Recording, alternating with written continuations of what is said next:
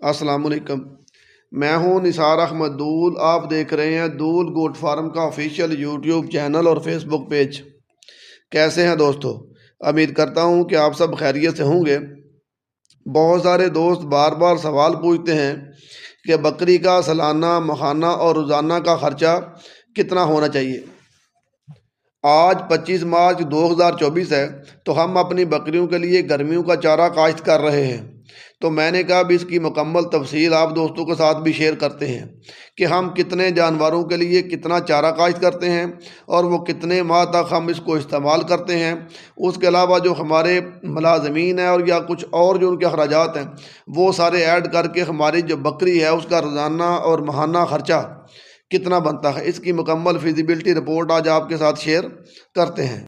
कुछ जो हमारे दोस्त हैं उनका ख्याल है कि बकरी को आजकल के दौर में कम खर्चे पर पालना मुश्किल ही नहीं है बल्कि नामुमकिन है।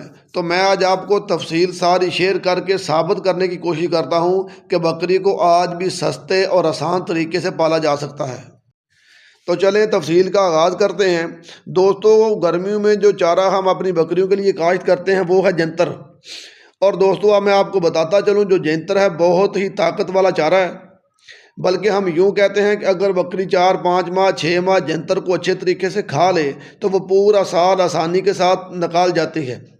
बल्कि हमारी एक मिसाल है कि जो जंतर है उसका इलाज सिर्फ बकरी है और जो बकरी है उसका इलाज भी सिर्फ जंतर ही है। हम अपने 80 जानवरों के लिए 4 एकड़ जंतर काश्त करेंगे, मतलब कि 20 जानवरों के लिए 1 एकड़ जो जंतर है वो इनफ होता है। तो चलें दोस्तों, जंतर की फिजिबिलिटी रिपोर्ट निकालते हैं। सबसे पहले दोस्तों, इसकी ज़मीन तैयार करने के लिए हल चलाया जाता है और वो हम सिर्फ एक दफ़ा हल चलाते हैं, जिसका ख़र्चा बनता है दोस्तों 1800 रुपया। इसमें हम 8 किलो बीज डालते हैं जिसका ख़र्चा है 1200 रुपया। एक यूरिया खाद आप इसमें डाल लें 6000 रुपये की वो बनती है, मगर हम यूरिया खाद इस्तेमाल ही नहीं करते, जंतर को सिर्फ पानी लगाते हैं। उसके बाद आ जाता है दोस्तों ज़मीन का ठेका। हमारे इलाके में जो सालाना ठेका चल रहा है वो चल रहा है 50,000 रुपया। तो ये 6 माह की हमारी फसल है तो ये 25,000 रुपया ठेका डाल जाएगा जंतर पर। ये जो टोटल जंतर का 1 एकड़ का हमारा ठेका डाल के ख़र्चा बनता है वो दोस्तों बनता है 34,000 रुपया। और अगर हम इसको 4 एकड़ पर ज़रब दें तो ये बन जाएगा 1,36,000 रुपया। उसके बाद आ जाती है मुलाजमों की सैलरी। दोस्तों, 80 जानवरों के लिए आपको 2 मुलाजम चाहिए, एक आपको सीनियर मुलाजम चाहिए और एक जूनियर चाहिए। तो इन दोनों की जो सैलरी हम दे रहे हैं वो इस वक्त दे रहे हैं 18,000 रुपया। वो 6 माह का दोस्तों बनेगा 1,08,000 रुपया।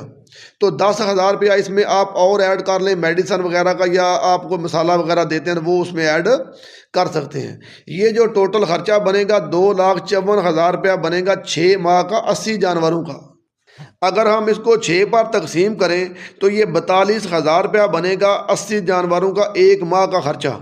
और अगर हम इसको दोबारा 30 पर तकसीम करते हैं तो ये 1,400 रुपया रोज़ाना की बुनियाद पर ख़र्चा बनेगा हमारे 80 जानवरों का। दोस्तों, यहाँ तक बात समझ आ गई कि जो 80 जानवरों का रोज़ाना का ख़र्चा वो बनता है 1,400 रुपया।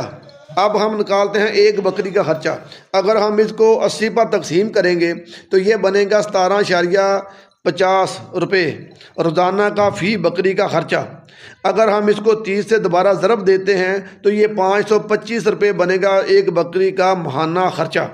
तो अगर हम इसी हिसाब से ज़रब दें तो ये सालाना जो हमारा ख़र्चा बनेगा वो 6300 रुपये बनेगा। मतलब कि 17 रुपये तकरीबन रोज़ाना, 525 रुपये माहाना और 6300 रुपये सालाना। मगर हम जो चारा काश्त कर रहे हैं वो 6 माह का है तो हमारा 3150 रुपये जो है 6 माह का ख़र्चा बनेगा। और मज़े की बात मैं आपको ये बताऊं कि हमारी क्योंकि ज़मीन अपनी है, हमने ठेका नहीं देना होता और जंतर को हम यूरिया खाद भी नहीं डालते।